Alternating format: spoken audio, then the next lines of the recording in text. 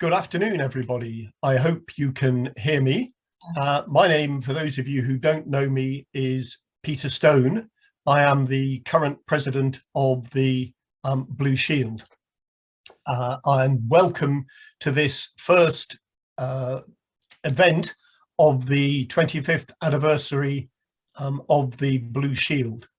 I'm just going to talk for a couple of moments to tell you one or two other things that are going on about the anniversary over the next 6 months, and then I'll hand over to Karl Habsburg, the first president of the reorganized Blue Shield, and Karl will lead the panel discussion with our four colleagues. So the panel discussion today is a retrospective look at the creation of the Blue Shield and is the beginning of, as I say, 6 months of activity and events. Just to pick out a few of these, they're all highlighted on the Blue Shield website, but to pick out a few, the celebrations will culminate in a short conference spread, we think, over 2 days in the first 2 weeks of December, which will be looking at Blue Shield current activity and what we're anticipating trying to be able to do over the next 25 years, or at least that we hope our successors will be able to do over the next 25 years. And that will be a date to be finally confirmed, because in the first 2 weeks of December, UNESCO also hold all of their 1954 Hague Convention committee meetings, and we don't obviously want to clash with one of those. So that culminating conference in the first 2 weeks of December. But there's quite a lot of other stuff going on. We're recording interviews with key people from the Blue Shield over the 25 years. And as we do those will be put up onto the website. And so keep an eye on the Blue Shield website for those. We're also doing interviews for short little videos with different national committees, and we have now 30 national committees spread from Argentina to Australia, across the world, Africa, the Far East, Europe, and North America. So we'll be having some short interviews with colleagues from those, and then the national committees themselves will be doing a number of presentations, 10-15-minute presentations about what they're doing, in the hope that they will stimulate others to carry out activities that they hadn't thought of over the years. And I notice a number of those of you who are registering and joining us as I'm speaking are people from countries that at the moment don't have Blue Shield national committees. So please, if you're interested in joining the Blue Shield family, do get in touch with either myself or Emma Cunliffe, and we'll be keen to welcome you. And all of the details about that are on the Blue Shield website, which is https:// all one word, theblueshield.org, and that will be on the slides at the end as well. The other thing that is already going on, and I would encourage you to have a look at on the Blue Shield website, are favorite Blue Shields from around the world. And those have got some great images already, and we're changing that just about on a weekly basis. And we hope to have 50, 52 or more over that period of favorite Blue Shields. I got one sent in to me from a colleague in Lebanon over the weekend, where she is driving in her car with a Blue Shield sign in the back of her car, ready to go and put up on a new on a site. So that was a good one that we'll put up in the next couple of weeks that will come through. But that's really just to give you a flavor of some of the other activity that's going on. I'm going to stop talking now and hand over in a moment to Karl Habsburg, my predecessor as president of the Blue Shield. So Karl, over to yourself. Well, thank you very much, Peter, and thank you very much also, of course, to Emma for arranging everything and getting everything going from the technological side. Of course, for me, it is an absolutely great joy to see on one side what's happening and all the activities that are planned for this 25th anniversary of Blue Shield. But then on the other side, I think for many of us who are currently working in Blue Shield, and I can say I was just starting to calculate, I am at least since 13 years now active in the framework of Blue Shield. A lot of what has happened basically at the time of foundation in the Blue Shield is still rather mystical and is still a little bit in clouds. And that is something that we would like to correct today, because we have the possibility to talk to those people that were present, that actually get the ball rolling. And I have to say, I'm very, very glad. I can see in front of me on one side, Dino Bombaro, I can see George McKenzie. Do we have also Patrick Boylan on? I cannot see him right now. So I can see Marie-Thérèse. I'm very glad to see Marie-Thérèse. So Marie-Thérèse has been always, let's say, I would say, almost personal archivist and encyclopedia of history of Blue Shield. When I had in my time, while I was president, any question about the early history of Blue Shield.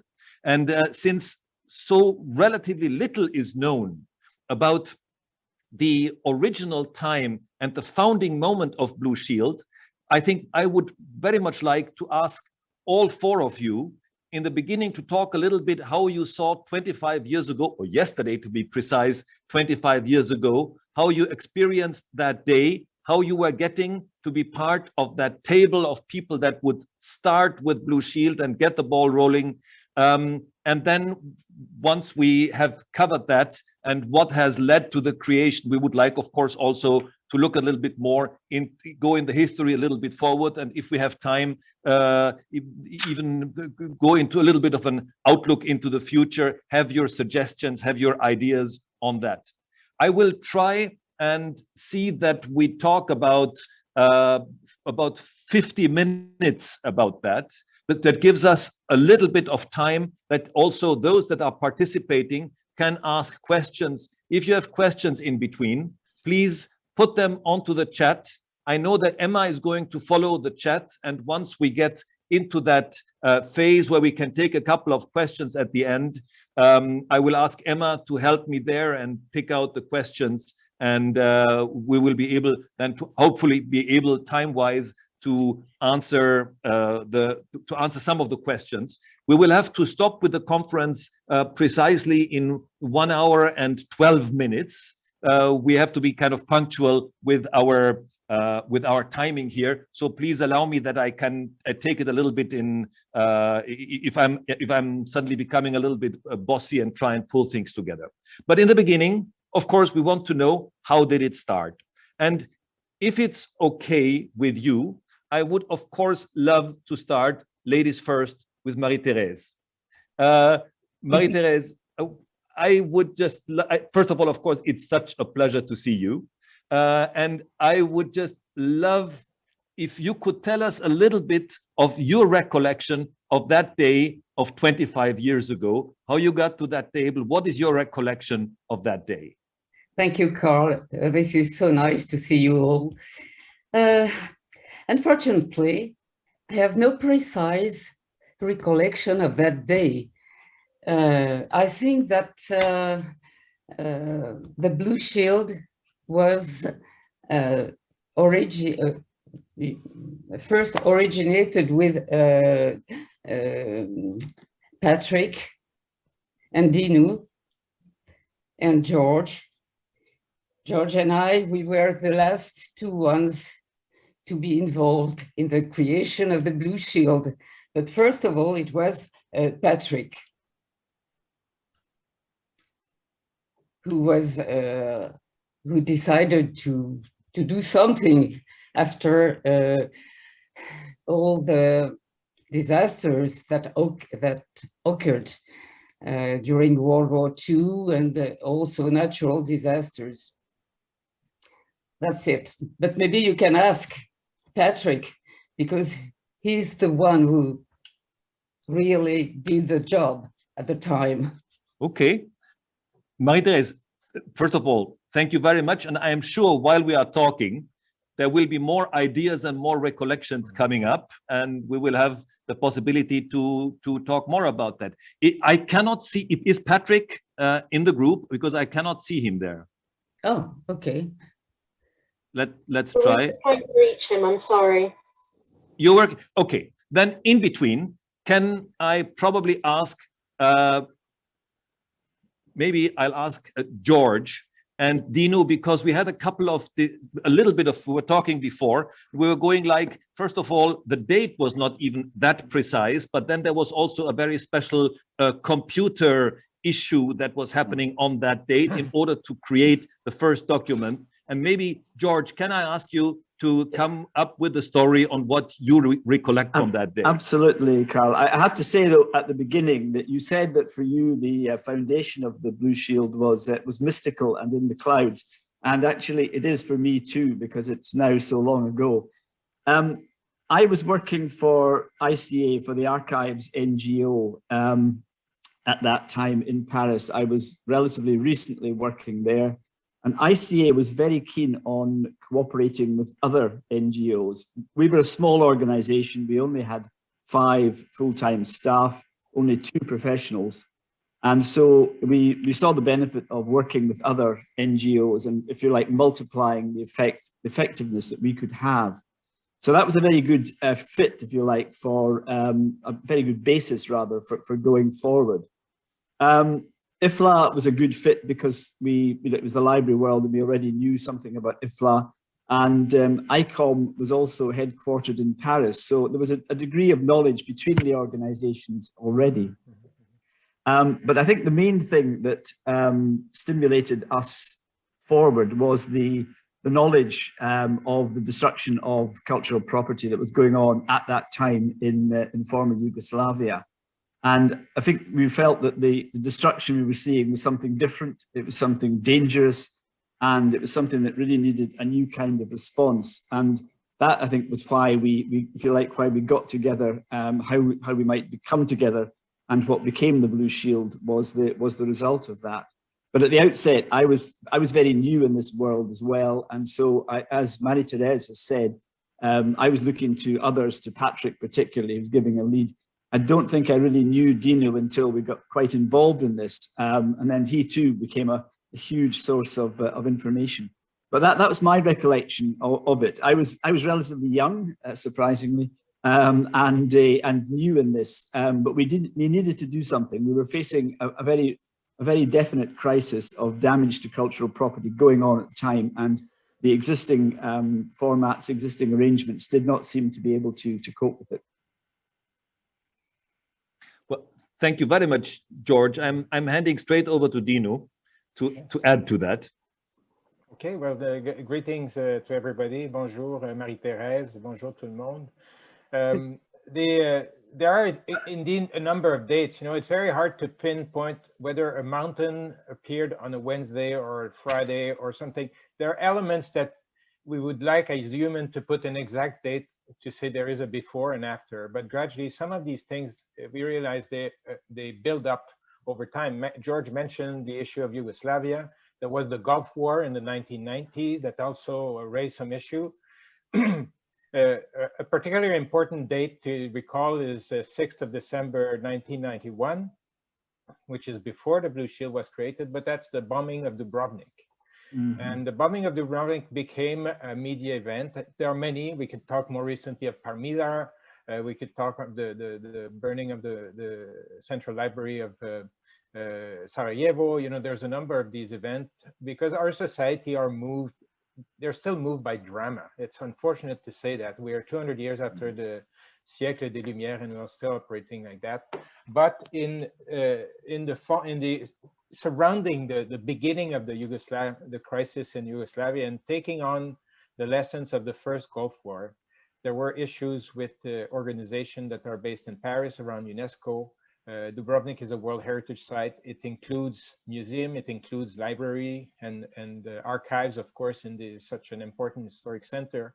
And UNESCO had, with ICOMOS in particular, I want to pay homage to a number of people. You know, George was working with Charles Keskemetti, was actually a very important force in catalyzing the Blue Shield from happening. He just passed away some weeks or some months ago, and it's a very sad memory because he would have been a great witness.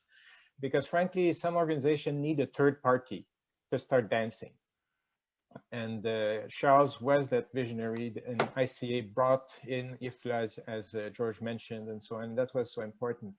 In the case of ICOMOS, there was the work of Herb Stovall, and mostly Leo van Nispen, our then director of the Secretariat from the Netherlands, himself a reserve army officer and a member of the Red Cross in his own country. And these people, they realized that perhaps there was something that could be done, whether it's creating another organization or not, that would came up later. But already in the 1992, there were some effort to create an interagency task force with UNESCO, with ICOM. You know, the network was just building up in those days, and also to realize that working closely with ICRC is very important. So these are the core organizations that started working together in a context that, as George mentioned, was stimulated or accelerated rather by the situation in Yugoslavia. It's sad to say that there can be huge disaster in Africa, in Asia, but Dubrovnik is just across the sea from Italy, so it seems to be it became a detonator, a déclencheur. And we have to pay homage to those professionals in the field that were there. They didn't want to, they just want to avoid bombs from destroying a world heritage. And that's something that happened. And gradually that movement, the Interagency Task Force met regularly. And then in 1996, gradually after having done these meetings, having had some stuff with NATO also, with the South Asian Cooperation Agreement in Colombo, there were the Minister of Culture who met with the National Archivist and so on. There was a feeling that perhaps a more formal cooperation would be required, and that also came at the time when the effort from UNESCO Lindelpraat to update the second protocol or create the second protocol for the Hague Convention came up, and the name of the Blue Shield is clearly associated with that. It's not an easy name because Blue Shield is very close, as I could find in my own research, to the artillery targets as a design. So it can create some confusion sometimes. But that's the spirit, you know, in which it happened. And in 1996, this is when George typed the heads of agreement with in one of those meetings in April. That's amazing. But you were telling before a story about a computer. Yeah, well, he typed it on my computer because I had this antiquated nowadays laptop, and using probably Marie-Thérèse and George, they have to deal with this kind of sort of wax tablet of modern technology. But we needed it, we did it, and somehow it became an agreement written in the digital age. And that's probably why we have so much difficulty finding the original copy, because somehow it's on a 3.5 floppy disk. Dino, you're mentioning the fact that we know the contents, but the original document is still actually missing. We can't find it. It might be in some archive somewhere. Yes. So we're just hoping that probably as a result of our conference today and of the ongoing conferences in the second half of this year, somebody will fall over that document and will be able to kind of at least have a copy of it and see it. But let me ask you, first of all, can we check if Patrick has joined us in between? Emma? Patrick did a very important study for UNESCO on the issue of the Hague Convention and its impact. That's a absolutely piece. Absolutely. I mean, I still can't see him here on my screen. Patrick is having technical problems. He's trying to get it to log on. He should be with us shortly. I will add him to the screen as soon as he's here. Okay, brilliant. Okay, but let me go back to the day itself. Because, I mean, I heard rumors that actually, let's say, the foundation happened during a lunch. Is that true? Well, it depends what you call foundation, because on April 4th, 1996 was the agreement itself, the drafting of the heads of agreement, and this indeed took place on in an office at the ICOM with a baguette around and a computer, and we were snack, and we did type these heads of agreement then. There was a meeting of the chief executive officers of the organization that followed, and that's where the formal foundation took place. And then there were the first acts of the so where do you find? I'm not giving you une réponse d'avocat, but no. I think it's important to realize that it's not like an epiphany. There's a before and after. It built up, you know, and then there was other thing that happened after, of course. Well, creating good things takes its time. There is no question. So I think that's fair enough. And baguettes are good. Baguette. That's good, and they're still good today. So let's continue with that type of good work, definitely. Yeah. But we're basically saying the 6th of June was the date. But it was the four of you sitting together and doing this on the 4th of April. And then on the 6th of June, if I understand that right, it were the representatives of the different organization, the founding four, that were confirming your work that has been the preparational work for it. Do I see that right? Yeah, that's the formula. Yeah. And it became because the agreements stipulate that it's the members of the Blue Shield are the chief executive officer of each partner organization. This is what the committee is.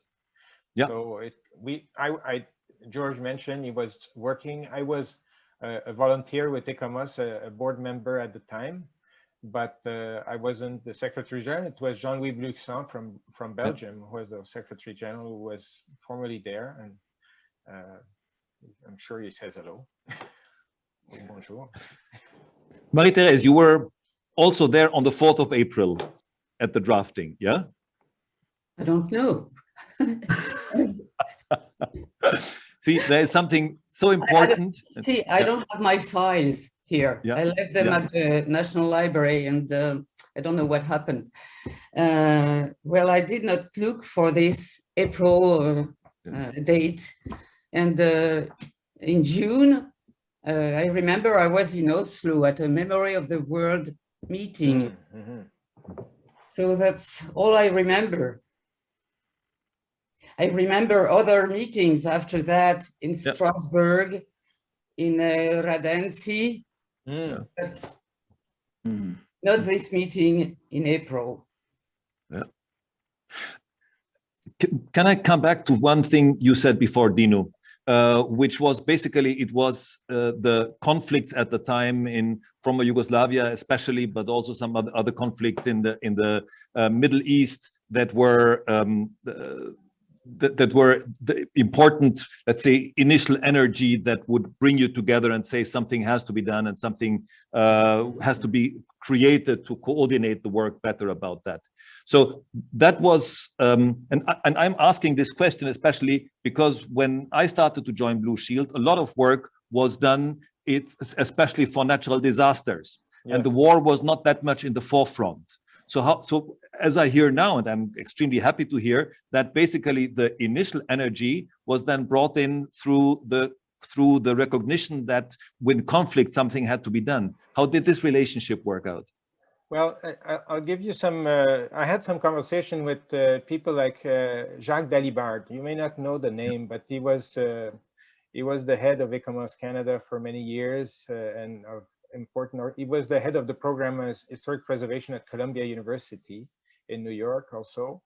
And Jacques was the expert that UNESCO sent to Cyprus in the 70s. And so there's an history of missions. You know, I was sent to Dubrovnik in 1992 in January to assess damages and so on. And perhaps in the process, oh, Patrick is there. Wonderful. Greetings. Apologies, I had a nurse turn up to want to do and speak a couple of things to me at 12:15. And they all come through, thanks to Peter. Anyway, Dino, good luck. Well, good health to everybody. Take care. But I'll just finish. And Sure. Jacques was saying that he has great appreciation of the capacity of the military in case of disaster, whether they're of natural or human origin. And today we can't avoid closing our eyes on industrial accident. There's been so many industrial accidents and hazards, Bhopal took place and so on, that have had impacts on cultural heritage as well. But the capacity of the military is to mobilize machinery and humans in a very short notice. So they can build up dikes. They can, these days you've seen in many countries, the military being sent to vaccinate or to make COVID tests and so on. So large scale operation. So the idea of involving the military force is one thing, but to give priority of armed forces, armed conflict over natural disaster, I think it was not the intent. It was the events were catalyzing this. But we've had the crew of the floods in the Arno. There were hurricanes in the U.S. The Hurricane Hugo, and a number of these have been damaging not just the U.S. but also all the Caribbean, and many countries have had their heritage jeopardized by these. And there was a sense to better coordinate between civil defense, the cultural heritage sector institution, and then the military when needed, so that the national emergency plan are more integrated. And sometimes the Blue Shield could be a catalyst for that, because it touches on these three players, if you want. Yeah, thank you very much, Dino. I think that's incredibly important, because just as a complete small side remark, we can see today the importance in Beirut after the big blast from last year, the importance that the military actually were taking on with their activities in helping to recover and preserve whatever was possible, especially of the historic buildings and museums and archives in Beirut. So that's a very important element. But let me turn to Patrick and say, Patrick, I'm so glad to see you, and it's wonderful to have you here with us. I'm sorry about this. Please don't worry at all. We will absolutely ask you the same question that I was asking your colleagues before, and now that you haven't heard it, it's all the more exciting what we hear from you. We heard about you, that you were extremely important and crucial in the creation, in, let's say, the weeks, months, even years before Blue Shield was created in '96. So could you tell us a little bit, give us a little bit of a rundown on your role in the meetings before, all the way what happened up to June 6th, and what the recollection that you had also of the day of June 6th, of course, we'll be very much interested in. Yes, thank you. Well, of course, it started really, I suppose, in about 91, when we had a joint meeting of ICOM and the gosh, my mind's gone. The Rome conservation. ICROM. Yeah. ICROM, yes, in northern Italy, and it was at that point that the attack on Dubrovnik had just started, and our colleague and board member, who's sadly now gone, came along with asking for the support for this, and that produced a very interesting issue straight away, in that the ICOM delegation all got up and walked out and said that since their organization was intergovernmental, they couldn't comment on anything without approval from the member governments. So we did carry on that one, and ICOM became much more involved at that stage. And we also started to make contact with ICA and with ICOMOS and with IFLA. In '92, during the general conference of ICOM in Quebec City, the UNESCO delegate, Assistant Director Cultural, Lyndall Prott, came to me and said that UNESCO were very concerned about things. The Dutch were very concerned, and the Dutch have put up some money to have a detailed study prepared as to why the 54 convention wasn't working. And would I take this on through the university? Originally it was 6 months. I think I finished finally 20 years later.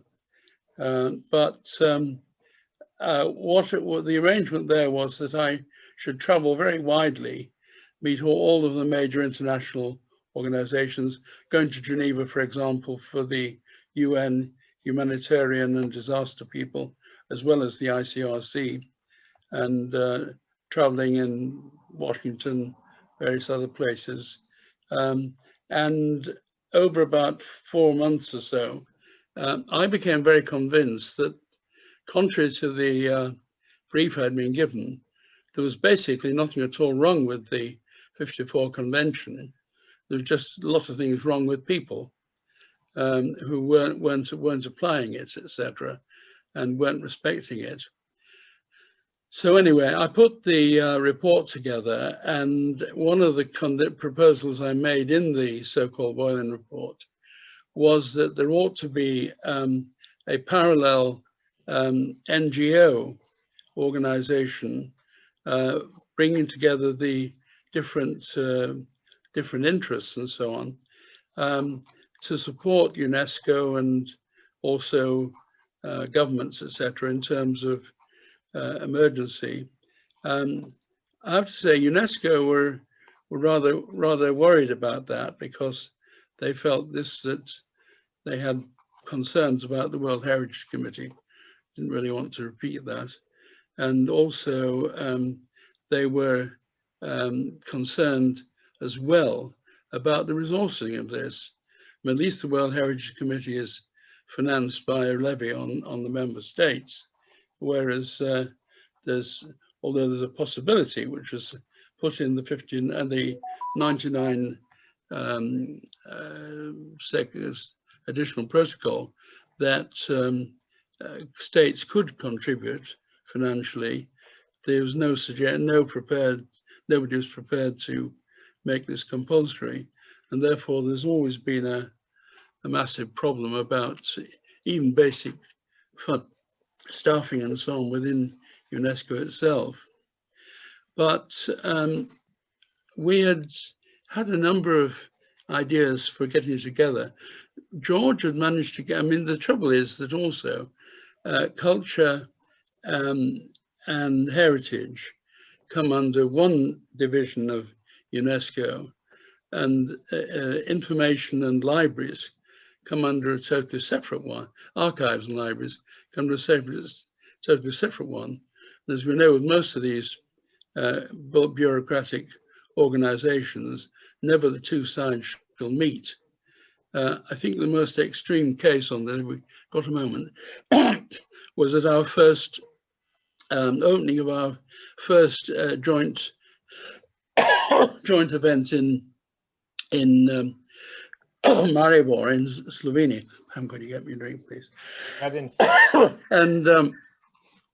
And over his drinks, I introduced to the chief conservator of a leading national library and a leading national archive.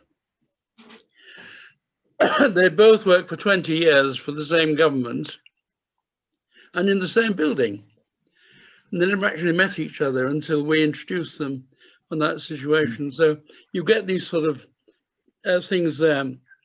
One of the things that we were very concerned about was that whatever could, well, two things.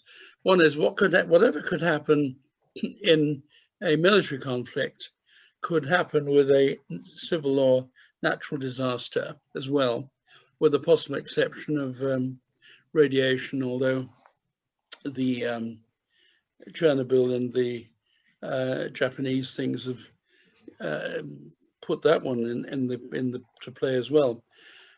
But that nothing could happen there, and therefore what you need to do was to have the joint expertise. Sorry, I'm just drinking. Please. Get together the joint expertise. And what I was talking about, for example, if you have war damage on a historic monument, then we don't want to have the local town surveyor going along and deciding he's going to demolish it.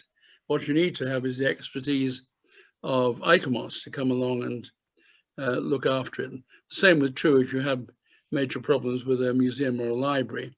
Similarly, in terms of the collections, I had a problem with a major flood in one of my buildings, which was actually housing the conservation studios. And there we were able to bring together not just the painting restorers who were in the building, but also our own archive and library restorers. And by later the same day, we had the big teams arrive from Birmingham and London as well, from different institutions. So if you get the different teams together, and particularly if they study and work together and train together, and that was the thing that came up there. George, by that time, I think had managed to get a bit of money out of the UNESCO information side, and also an invitation from Slovenia to host a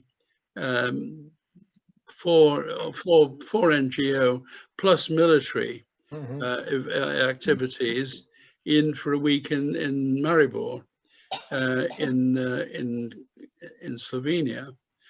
And we put together a program there in which we had a very, very well supported. We had the Assistant Secretary General Military of the UN forces, General Walgren, who had actually been the UN commander in Yugoslavia during the civil wars. So we had these people together, and we brought together a lot of people from about 6 or 7 military units and so on, and we explored various things. And one of the things we all agreed on there was what I was just saying at the beginning. Nothing really can happen in a civil disaster or in a military disaster which couldn't happen somewhere else. And so you need to have the combined resources. We also, the final thing was, going back to that day in the middle of the ICOM executive board, we had 3 or 4 of us got together over lunch, actually. Lunchtime, we didn't have lunch, I don't think, we're still waiting for that.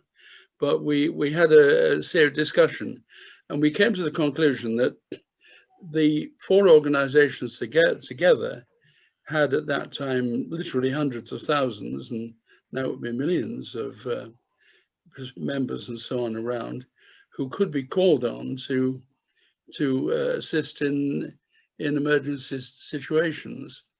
And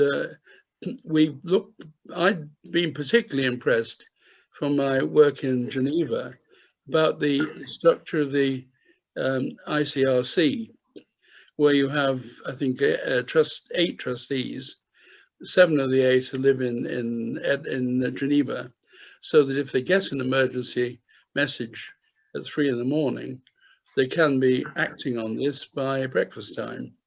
And we thought that that was why we wrote the Constitution, on the basis that it would be the federation of the cooperation of the 4 recognized UNESCO affiliated NGOs, and that was how we wrote the rules and so on. I think what I do remember there was that George was very advanced, and in those days he produced something called a laptop, which nobody else I think had seen, never mind used. And so George sat there and typed away and produced the short note that's has been the basis of operation ever since. That's amazing. Patrick, thank you very, very much of letting us being part of the Encyclopedia Boilonica that we could see here in full swing. So thank you very much for that. You have mentioned. Sorry, I think one other thing I should say. I had recommended in the report, the review of the Boylan report, so-called, that there should be a non-governmental thing there. That was encouraged very strongly by the ICRC, actually. Yeah. They helped with the model there. And we did put forward to the diplomatic conference in '99 that there should be formal recognition for this. And that was written into the thing itself. What we lost on, when it was one vote actually in the whole of the 2 weeks, we lost a proposal which the Red Cross were very strong on, which is that recognized cultural protection people in the field should be given protection on the same basis of the Red Cross are by the military. And there was not a consensus in favor of that. But everything else, including writing Blue Shield into the convention, the additional protocol, and also, in fact, one interesting thing that should appear in the history of diplomatic things and so on. At the final closing ceremony, 4 delegations came to me and asked me if I would sign the final act. Now, I was told afterwards that it's only ever done, only the state representatives can sign the final act, but they did allow me, but not the Red Cross actually, allowed me to sign the final act on behalf of the 4 Blue Shield organizations. So that's a little bit for my obituary sometime. Patrick, let me ask you something. You have mentioned quite a couple of times the founding 4 organizations, and I am highly interested in hearing the reasoning why they were chosen this way. Of course, it reminded me at the time when I was able to start and work with Blue Shield, there was a 5th organization there that was dealing with the question of the, let's say, the intangible side of it, which was CCAA, the Coordinating Council for Audiovisual Archives Agencies. When did they come into the game, or how did that happen? Well, I think ask Marie-Therese on that, because it was after I'd finished with it. This was, I think, a proposal that came up from the library and related areas and so on, and they put a proposal to the other 4 parties and to UNESCO, and that was written in. But it must have been after I came off the after I came off the ICOM Executive Council, which would have been, I suppose, about 2002, something like that. Marie-Therese, do you remember that? Can you repeat the question, please? The fact that later to the founding 4, there was also the CCAA, the Coordinating Council for Audiovisual Archives Agencies, was joining the organizations for a certain period of time, but it was only a certain period of time to cover the intangible side of cultural heritage. I don't remember exactly, but I think they did. But they were there for a couple of years, and then of course also that's the whole intangible side was taken on a lot by the others. Yeah. Can I move on time-wise just a little bit and ask, of course, a couple of years after that famous '96 date, the second protocol was coming together. And I would just very much like to ask you, how much do you think that the discussion for the second protocol was also leading to that date, which was then in '96? Maybe.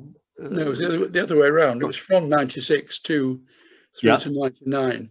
I mean, I think between '96 and '99, I think there were probably about 8 or 10 international meetings of jurists and all sorts of other people. And some of these were global in UNESCO, others were regional. And I can't remember exactly how many, but I think I remember speaking at probably 8 or 10 meetings around the world, literally. I think my travel record of all time was a day trip to Beijing to speak to the joint conference of the of IFLA and the archives. And I don't know why I did a day trip, but that was all I could do. I did spend the night there. But do you think it was important basically to have a Blue Shield or ICBS created, because since it was mentioned in the second protocol, so what was the role there? Well, all of these working groups that were in the conferences on the drafts and so on, the issue of the NGO participation through Blue Shield was there all along. And as I said, it was the inclusion of recognition of Blue Shield was actually in the draft text, which went to the diplomatic conference in March 99. I should say there was actually a slight about a 1-year hold up during which not very much happened. And the reason for this was that the Dutch were the chairing the conference, and also the Dutch head of legal services in the foreign ministry was elected the chairman of the International Criminal Court negotiations. And so, and several of the key figures that came to 99 were from that thing at all. So they actually put on hold the work on the updating of the Hague Convention until the International Criminal Court statute had been adopted, which I think was in about January, February of 99. And then Jan Bos, the Dutch lawyer, moved straight on to the Hague Convention as quickly as possible. But we did have about 12 months between 78 and 79, when, or was it 77, when nothing very much was happening because of the clash with the Hague statute, with the Rome negotiations on the International Criminal Court. Okay. Karl, could I just ask Please, you, George. a very interesting discussion there, and Patrick's recollection is superb. Incredible. Better than mine. But can I say, I think you were perhaps asking the question there, or trying to get the question, could there have been a second protocol without the Blue Shield? Or could there be a Blue Shield protocol? It seems to me the two, from my perspective, the two are related. Yeah. But I don't know, and maybe Patrick could tell us, could there have been a second protocol if the ICBS had not been formed and all that work done by the NGOs had not taken place? I don't think so. I mean, when I was given the brief for October 92 to do the thing, I went straight to the UNESCO files. I think there had been 7 failed attempts to review the 754 Hague Convention at that stage, which had either come to nothing or had never even been finished. So it wasn't, I think in that sense, our involvement, and particularly the involvement of the Dutch and of ICOM, which took the lead in relation to the initial stages, that was particularly important. Yes, you could have had an update of the 54 Convention without writing in Blue Shield. I don't think that could have happened, but I don't think it would have been anything like as effective. Because the other thing actually that was very important, there were 2 or 3 things that were very important in relation to this. The 99 incorporates a whole series of things which have been missed out of the original Hague Convention. The Hague Convention was very keen on training the military and various other things, but had nothing at all said nothing at all about involving the public and getting the public involved and all the rest of it. So that side of it is writing that in, that the states parties, yeah, that's right, the states parties there, the first lot, they were high compact contracting parties.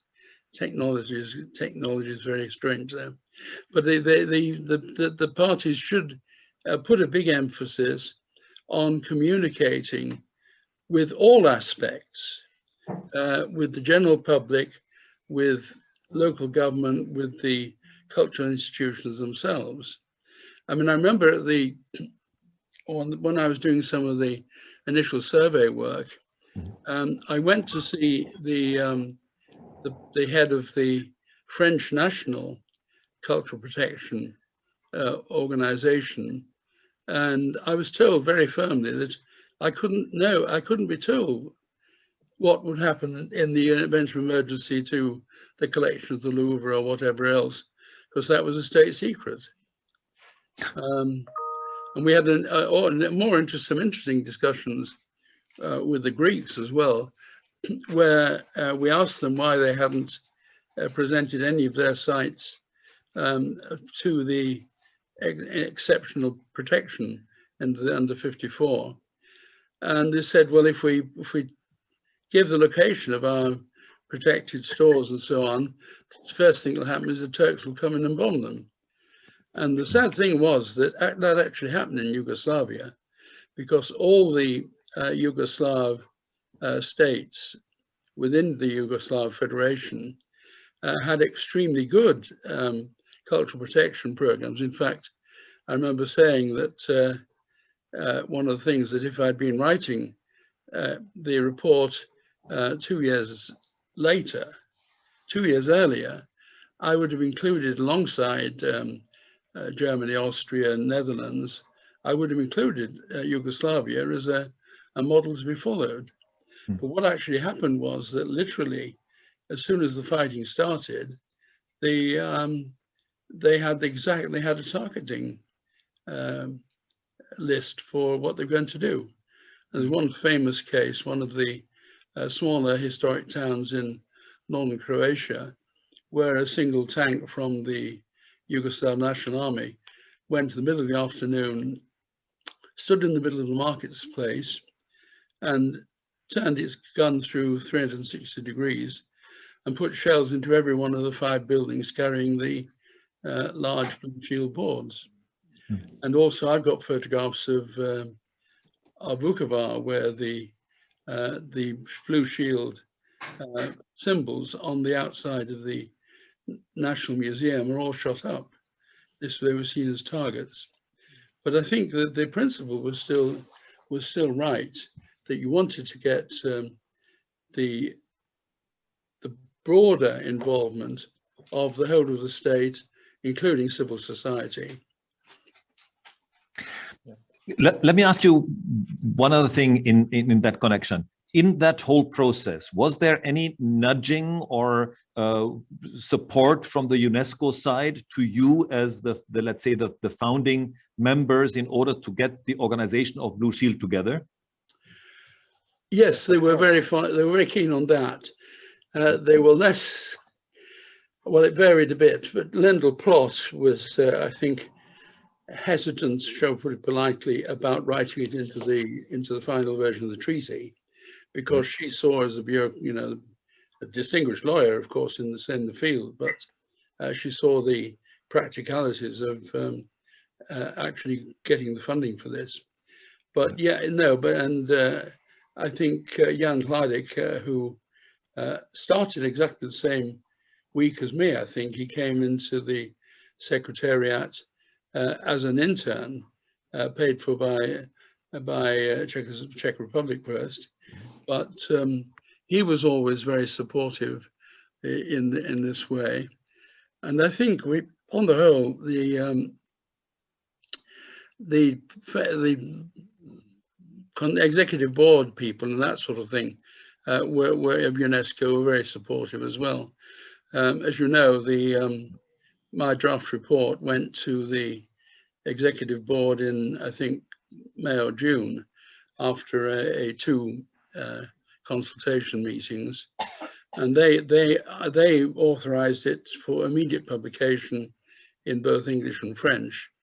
We ended up with, I think, 5 English editions over the years and 2 French editions. And then it went on to the General Conference, which was the same year in October. And the General Conference was adopted the proposal unanimously and commended it to all their member governments present. And that was really the authorization to move on. From that point in 90, that would be 94, 95, the machinery of administrative machinery was running. And the only holdup was this point we had about the conflicts over availability of key personnel because of the Criminal Court Act. But a lot of this is based on I wouldn't say an old, but the situation that brought the Blue Shield creation is also born out of non-standard armed conflict. And that's an issue that the work on the convention had to address. That's why the idea of creating the Blue Shield in its an advisory capacity to by the founding organization, which are called the constituents in the agreement, is there to provide an advice capacity to the implementation of the Hague Convention, whatever the future form of that convention will be. Because somehow, I mean, it's the issue of Timbuktu, for instance. Is it an international armed conflict as defined by the Hague Convention? Surely not. We're not in the 19th century or 18th century, and that's an issue that was forecasted.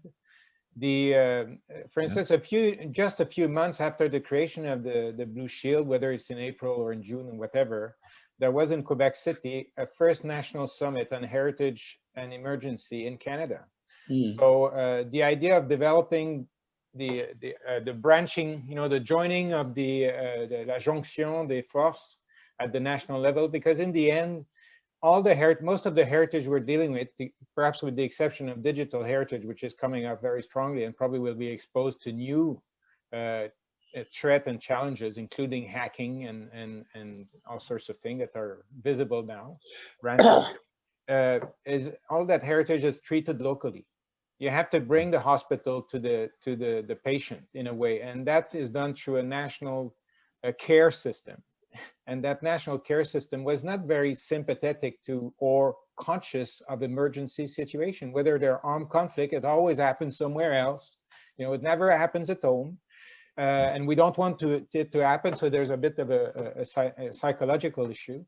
A lot of attention is put on curation, very little on prevention, and that was the whole gist of the whole thing. The idea of having national summit that are inspired and feeding into and from the international level and from and into the local issues is something that was brought. We had one in Canada. There were some in Southeast Asia as prototype, but it was not very followed, and perhaps that's something that is still to be done. I mean, the meeting in Canada, ICRM published the declaration that Herb Stovall drafted and wrote, and it's a model for something which Patrick will also know. It's Article 5 of the World Heritage Convention, because something had happened between 1954 and 1999 is the World Heritage Convention, which is joining about 200 countries. And that's a very strong force. It acknowledged some degree of NGO involvement. ICOMOS is being the NGO in that case, ICRM and IUCN being the other advisory body, but more in an intergovernmental capacity in some way. And with this, Article 5 calls for national policy for heritage, and that's something that has been perhaps less exploited. And the junction between the NGO is also perhaps encouraging a junction between the convention, and that's a bit challenging for UNESCO, which is, as Patrick mentioned, has got this cluster or silo or whatever the pattern, but it's something that can be overcome. Thank you very much. You know, On that, I haven't seen the ICRC's figures recently, but the last time I saw it, I think they claimed that since the adoption of the Geneva Conventions in 1947, which of course assumed that everything would be conducted in accordance with international law, there had been, I think, only 3 wars out of something over 300 in which the legal procedures had been followed. One of these was Britain was very good. We did declare war officially on the Falklands and set up the systems there. In fact, I went to do a convention session in Buenos Aires while the Britain was still officially at war, and I had to get the Brazilians to organize my passage and visa, and I couldn't travel direct to Yugoslavia, to Argentina. But the fact is that, as you say, the vast majority of the armed conflicts, almost all of them, are in fact in this. Either they are internal conflicts, or they are international, but where the parties don't recognize them. I mean, look at the issue with Russia and the Ukraine at the moment, for example. That's not recognized by Russia, and they're not rushing to register the arrangements with the UN or anything like that.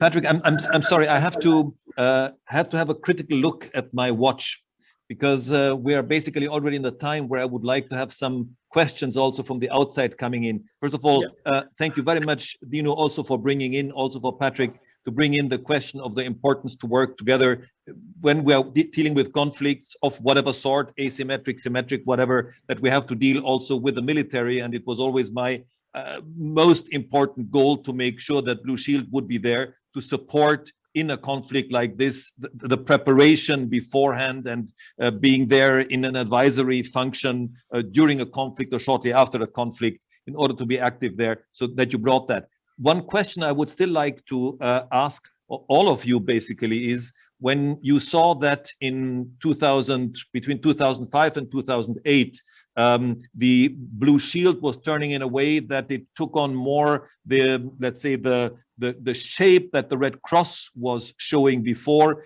in having the International Committee on one side and the Federation on the other side. And how did you see the creation of the Association of National Committees from the Blue Shield at the time, in order to bring it more into the position where it could fulfill its duty? I mean, I know that Marie-Thérèse was very much engaged straight also in the beginning of the creation of ANCBS. So was Patrick.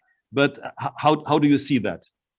I envisaged the Red Cross model coming through, because apart from anything else, you've got such a variety of differences of structure and religion and God knows what. And so I thought right from the beginning, I was strongly encouraging establishing national committees. I mean, I was involved in trying to do this in the UK, supporting Cory Wegener in the USA and so on.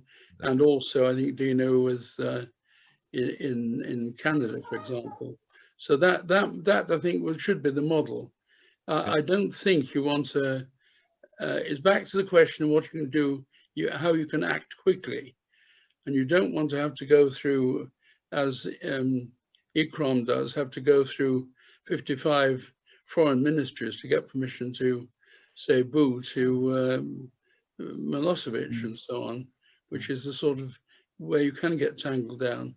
So I think it's far better if I would certainly encourage the establishment of local expertise, but also sharing of information and expertise as well. Yeah, I think we saw that, and I think the creation of ANCBS was part of that, because I remember the first big activity that happened after the creation of ANCBS was the earthquake in Haiti. And you could see it was the French Committee of the Blue Shield and the American Committee of the Blue Shield that came and started to be active in that field, but in complete different ways. But these were the both ones that felt responsibility for the area. So yeah, I but think I did arrange to have a plane from Santo Domingo to go and visit the tentative list World Heritage Site of Jacmel on my own. You know, sometimes there is also the issue of field mission, because a lot of things can be done in a bubble diagram, but ultimately the care will have to be brought on site. And the first Absolutely. care is assessment mission. And that was one idea we had with, you know, the offshoot from the Residency meeting, was to develop a guide on how to develop, to carry on mission. There's a growing number of colleagues that have had the opportunity to develop an expertise in that. And I'm talking of an empirical expertise, not a theoretical, because there can be a lot of things we could say, and writing could be, should be, ought to be, and how to bring it to a level of manual and training. That was one of the elements of the interagency task force, you know, to develop a capacity to go on site more easily. Now we can combine the on-site mission with a sort of remote information and remote sensing, which is so far advanced over the last 25 years. I mean, we can do a lot. I mean, we've seen in the case of Palmyra how the information didn't belong only to the military. But I'd like perhaps to bring a little dimension also, and it's that famous observation: only in Hollywood prevention makes a good story. And in our field, we have the problem is that maybe it's unconscious, maybe we need treatment or something, but we have so much difficulty dealing with prevention. You know, how to assign budget in institution to carry on basic maintenance or associated with it, like Bernard Killian used to say, you know, one of the key way to prevent is to inspect, to carry on regular inspection and assessment and make sure everybody's fit in case of. And that's a bit of an issue that I would say, if we can bring it more in the national level, and whether it's, you know, there are different school of thought. I'm not of the one that says we need to multiply structures, because we're not in the 19th century with the mechanical age. We're in the digital age, and perhaps more conversational platform would do the job better than sort of physical and structural incorporation. But they're different school of thought. But I think if we can use the model of national committee or national structure or national forums, you know, in the US, they didn't create a new structure in a way, they just organize regular liaison between existing structure, and whatever is needed is added, but not add something and then find out how to fit it in an ecosystem that is a bit precarious in a way. Yeah. Thank you very much.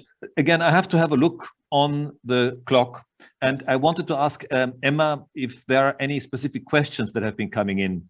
So because I think we could take 2 or 3 questions, but then I think we're out of time.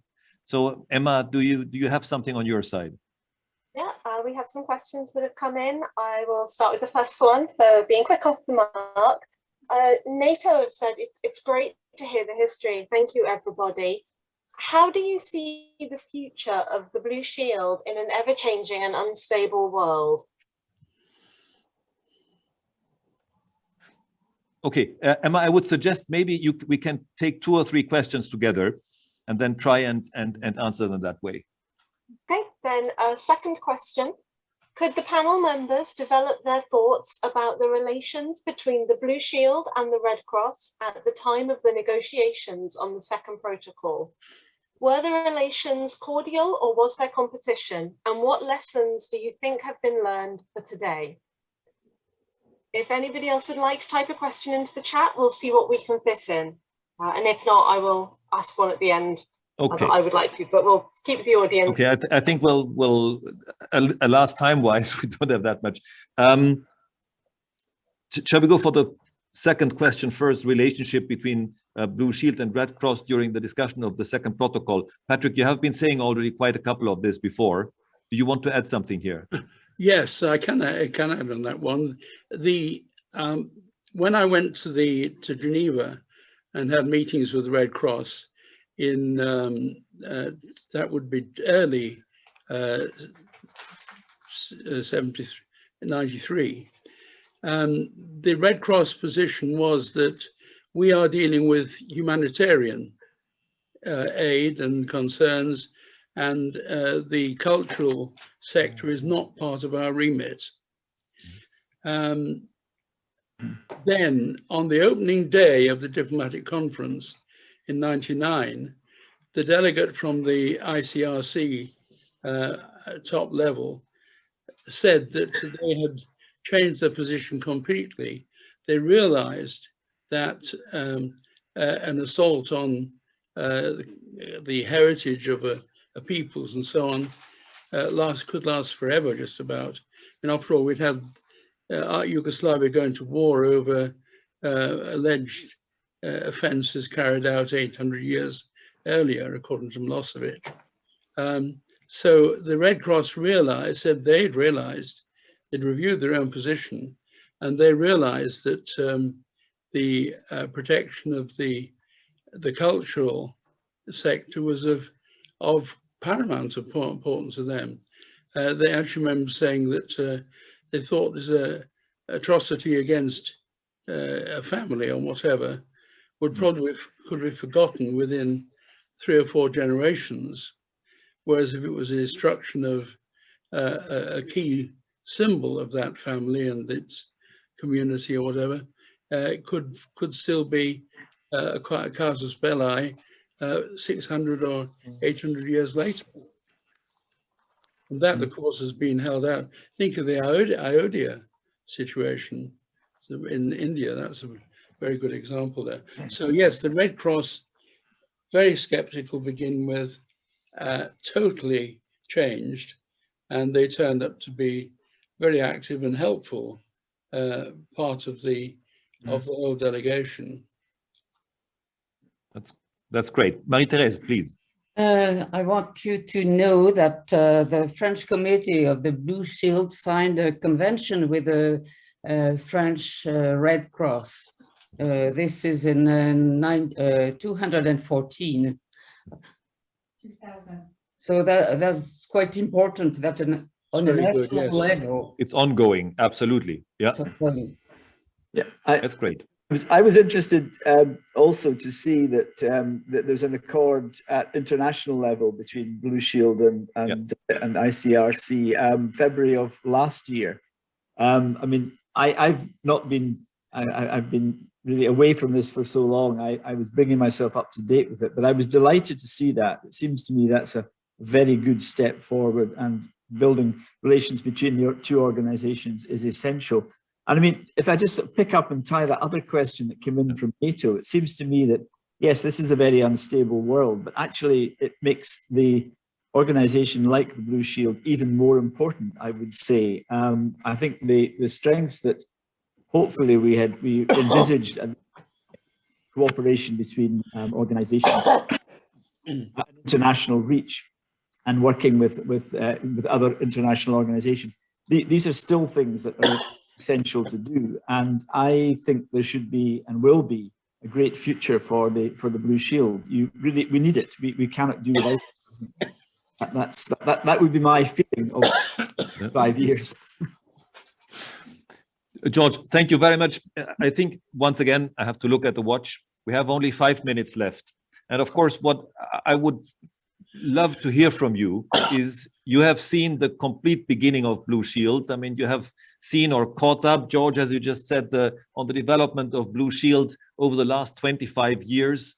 My question, and that's the final question to all of you, is of course, where do you want to see Blue Shield going in the next 25 years? And I know it's extremely difficult to answer this in 1 or 2 minutes, but I would still like to ask you if you have some ideas on that. Maybe I'll start with Dino. Maybe if you would, is there anything specific you would like to see where Blue Shield is going there? Well, I'll put it in my main interest is, where will the cultural heritage movement be in 25 years? And I hope it will be a force of civilization, not just of a few things here and there. You know, we see now heritage is at least in the built heritage, but I think it relates to more. It's at the junction, the confluence is a better term, of land, people, and time. You know, what is the issue arising on land? Well, we have climate change, which is going to be changing a lot of things, from the agricultural practice to the political tensions and so on. People, the societies are more and more urbanized. How will this affect the way we relate to ourselves as communities, as collective? You know, the rise of metropolis and the indigenous people, for instance, is part of the future.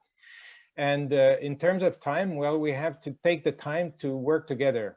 And I think that's, you know, whether it's a linear time or reincarnation or whatever, I would like to see in 25 years the heritage movement being an active engine, not just a condition on a checklist.